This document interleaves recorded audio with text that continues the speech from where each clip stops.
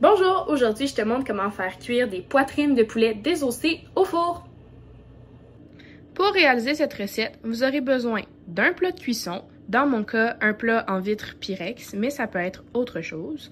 Vous aurez également besoin de papier d'aluminium et vous aurez évidemment besoin de poitrines de poulet désossées idéalement. Vous aurez également besoin d'un corps gras. Dans mon cas, je vais utiliser de l'huile de canola en vaporisateur, mais ce pourrait être aussi de l'huile de canola tout simplement ou du beurre pour mettre dans le fond de votre plat de cuisson. La première étape, c'est de s'assurer d'avoir les mains propres et un espace de travail propre et rangé. Ensuite, on va venir préchauffer notre four à 375 degrés Fahrenheit. Préchauffer le four. Pourquoi? Comment? C'est quoi? Donc, préchauffer un four, en fait, ce que ça veut dire, c'est de commencer à faire chauffer le four à la température désirée et ça va permettre que la température du four monte jusqu'à cette dite température, dans mon cas, 375 degrés Fahrenheit. Ce qui permet ensuite que nos aliments qu'on va cuire vont être cuits uniformément. Donc, qu'il n'y aura pas une partie qui va être moins cuite, par exemple, d'une poitrine de poulet, que l'autre moitié qui va être complètement cuite.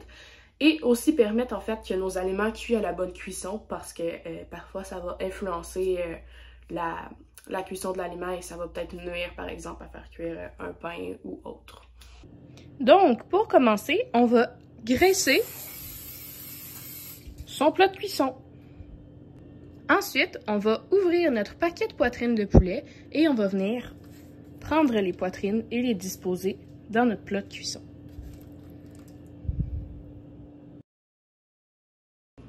Lorsqu'on manipule du poulet cru, particulièrement, c'est très important de s'assurer de se laver les mains, de laver nos surfaces où on a mis le poulet cru ou son contenant parce que y a une bactérie qui s'appelle la salmonelle qui est contenue souvent dans les poitrines de poulet ou toute autre forme en fait de volaille. Donc ça va être important de vraiment se laver les mains parce que c'est une bactérie qui peut causer plusieurs effets néfastes chez nous. Donc je vous conseille fortement de vous laver les mains et de laver vos surfaces le plus possible. Ensuite, on va pouvoir venir mettre un papier d'aluminium sur notre plat de cuisson qui contient le poulet.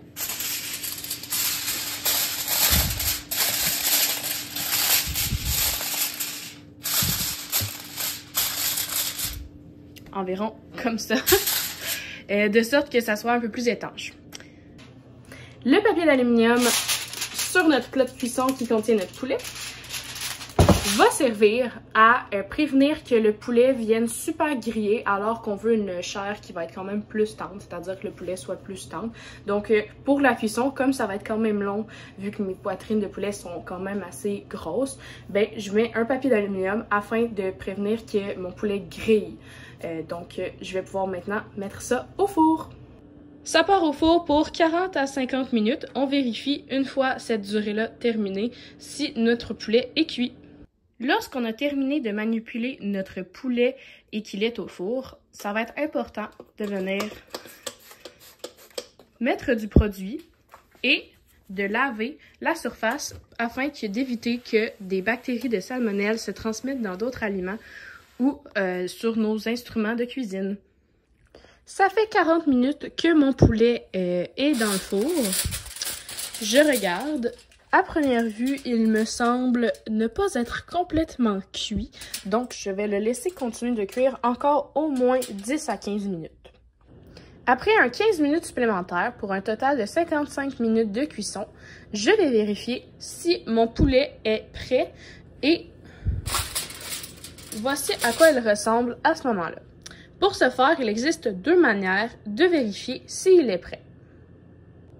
L'une des manières, c'est de venir couper la plus grande poitrine de poulet, le plus gros morceau de poulet, et de voir si l'intérieur est encore rosé. De ce que je vois, il n'est plus rosé. Et aussi, une autre manière de voir, lorsqu'on effectue cette manière, c'est de voir la texture du poulet. Si vous avez remarqué, lorsque votre poulet était cru, c'était quand même une pâte plutôt assez homogène. On voyait pas bien les fibres de poulet, tandis qu'en ce moment, on voit bien toutes les fibres et les filaments du poulet, ce qui m'indique donc qu'il est prêt. Une autre manière de savoir si notre poulet est prêt vers la fin de sa cuisson, c'est de prendre la température à l'intérieur du poulet.